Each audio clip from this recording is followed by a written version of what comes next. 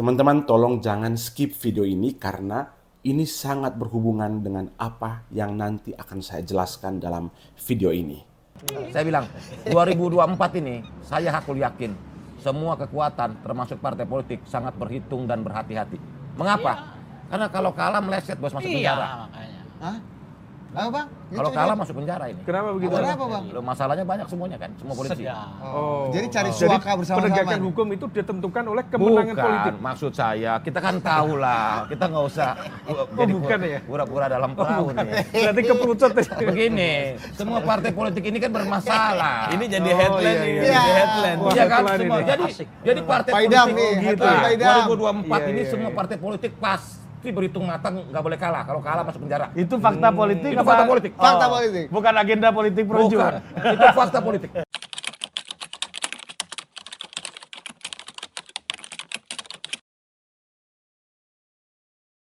Suasana di Istana Merdeka pada Rabu 17 September 2025 terasa dingin dan khidmat jauh lebih dingin dari hembusan penyejuk udara di ruangan pelantikan itu. Saat Presiden Prabowo Subianto menyematkan jabatan kepada dua menteri barunya, ada satu kekosongan yang sangat terasa dan dibaca oleh publik, yakni absennya Wakil Presiden Gibran Rakabuming Raka dalam acara tersebut. Bagi pengamat biasa, ini mungkin hanya soal agenda yang berbenturan. Tapi bagi saya yang terus memantau mengamati dinamika di balik manuver di istana, ketidakhadiran putra sulung Jokowi itu adalah sebuah pesan tanpa suara. Ini adalah babak terbaru dari sebuah perang dingin yang kini berkecamuk di jantung istana. Sebuah pertarungan strategi tingkat tinggi antara presiden yang berkuasa dan jaringan kekuasaan yang ditinggalkan oleh para pendahulunya. Apa yang terjadi di Indonesia selama setahun terakhir bukanlah serangkaian krisis yang tak saling berkaitan. Ini adalah sebuah catur politik yang mematikan. Di satu sisi ada strategi sabotase struktural yang diduga dilakukan oleh jejaring kekuasaan lama untuk melumpuhkan pemerintahan baru Prabowo dari dalam. Saya menduga ini adalah sabotase struktural. Saya ini bom waktu yang didesain secara cerdas untuk mempercepat penurunan Prabowo digulingkan. Sudah nggak tahan supaya anaknya naik. Boleh saya menduga seperti itu. Di sisi lain, ada kontra strategi operasi pembersihan yang dilakukan oleh Presiden Prabowo untuk merebut kembali kendali di istana. Istana kini telah menjadi medan perang utama antara dua kubu yang saling berbenturan. Untuk memahami serangan balik Prabowo ini, kita harus terlebih dahulu membedah serangan yang mendahuluinya.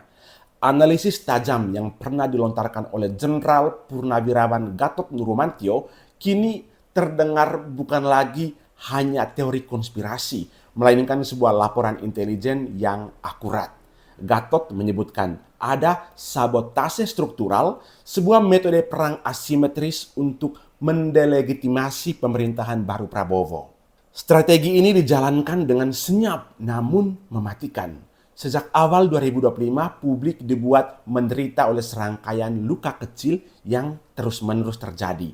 Ada kenaikan PPN 12% yang memukul daya beli, ada kelangkaan gas LPG 3 kg yang membuat panik ibu-ibu rumah tangga, ada skandal bensin oplosan, hingga penundaan pengangkatan CPNS yang sempat memutuskan harapan jutaan orang. Ada pula pemblokiran rekening yang dilakukan oleh PPATK dengan dalih untuk memberantas judi online. Tapi justru pemblokiran rekening ini menyasar orang-orang yang tidak berdosa, begitu. Setiap kebijakan ini secara terpisah bisa dijelaskan sebagai masalah teknis atau birokrasi. Namun jika dilihat sebagai sebuah rangkaian, polanya itu menjadi jelas. Ini adalah operasi penciptaan kondisi. Puncaknya adalah pemotongan dana transfer daerah yang memaksa Pemkab Pati menaikkan PBB yang kemudian memicu kerusuhan lokal. Pati seperti kata Gatot adalah sebuah latihan yang sukses. Dan pada waktu itu ya teman-teman sudah diwanti-wanti bahwa dari Pati ini nanti akan bergerak ke istana. Dan analisis itu terbukti benar dengan demo yang terjadi pada tanggal 25 sampai dengan 30 Agustus kemarin. Jadi semua akumulasi kemarahan publik ini kemudian diledakkan pada Agustus kelabu kemarin dengan menggunakan isu kenaikan tunjangan DPR sebagai pemantik dan kematian tragis pengemudi ojol Afal Kurniawan sebagai pemicu aksi demonstrasi ini meluas bahkan sampai pada pembakaran dan penjarahan. Para sutradara di balik layar pada akhirnya berhasil mengubah kekecewaan publik ini menjadi amukan massa. Gedung-gedung DPRD di berbagai daerah terbakar, rumah-rumah pejabat negara dan negara terkesan berada di ambang kehancuran. Tujuan dari strategi sabotase ini, jika Pak Gatot benar, adalah melumpuhkan Prabowo, membuatnya tampak lemah dan tidak kompeten, serta memaksanya untuk terus bergantung pada aparatur dan jaringan peninggalan dari kekuasaan sebelumnya untuk mengelola krisis ini. Ini adalah cara untuk memastikan bahwa meski Prabowo duduk di kursi presiden, remote kontrol kekuasaan tetap berada di tangan geng Solo.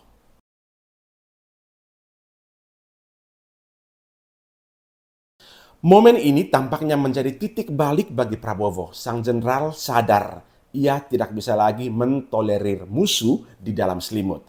Ia pun melancar serangan balik dalam operasi balasan yang disebut dengan Operasi Dejokowisasi.